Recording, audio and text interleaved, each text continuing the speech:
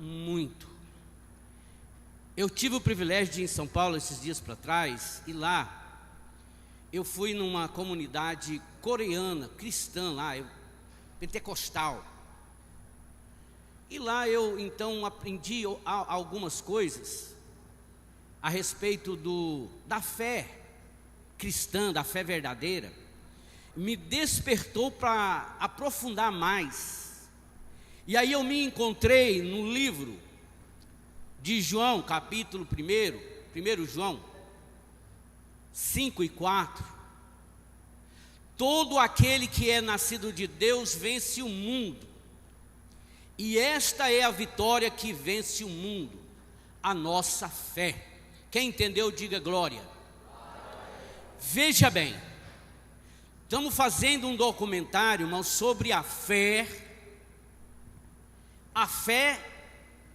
errada, a fé cuja influência é do diabo.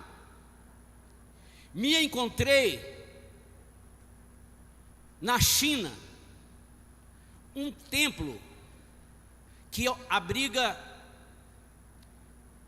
50 mil ratos. Me despertou isso. Tudo começou como uma reencarnação de uma deusa chamada Durga, na vida de uma mulher sábia lá, chamada Karnimata.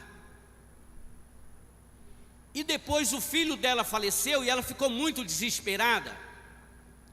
Então ela foi conversar com o Deus da morte, para que o Deus da morte trouxesse de volta o filho dela.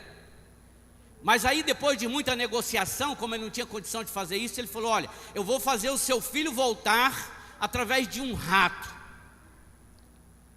Mas aí você vai ter que construir o templo dos ratos. Porque, né, irmão, você imaginar 50 mil ratos em um templo suntuoso, ele dá, eu acho que umas 10 vezes maior do que isso daqui, somente para ratos. Tem que ter um elemento estranho nesse negócio. De Deus não é. Então me despertou, amados irmãos, para a gente falar um pouco sobre a fé cristã, a fé verdadeira, a fé salvadora, a fé bíblica, a fé que liberta as pessoas, a fé sobrenatural. E aí nós vamos começar nas terça-feira. Talvez eu vou falar um pouco sobre isso na próxima quinta, que me deram a oportunidade para pregar aqui. Eu só estou dando uma introdução porque falou forte demais comigo.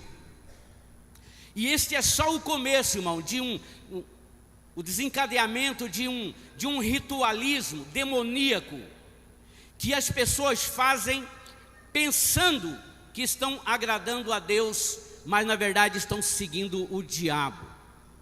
E a igreja não pode ficar amarrada nos seus próprios probleminhas. E eu estou falando isso aqui, sabe, irmãos, porque hoje é culto de missões. A gente pretende fazer, agora que parar de chover, uma grande cruzada de 3 dias, que vamos fazer um palanque na frente da igreja, vamos estender até lá no final dessa praça, com pessoas. Vamos iluminar, colocar caixa de som, colocar as cadeiras, convidar pessoas para poder cantar, pregar. E isso é o mínimo que a gente pode fazer para despertar, porque vivemos num país onde o cristianismo é forte. Mas nestes lugares, se tiver 7% de crente, é muito. O restante são esse tipo de pessoas que faz esses rituais a esses deuses pagãos, os quais o Deus de Israel, o nosso Deus, ele abomina.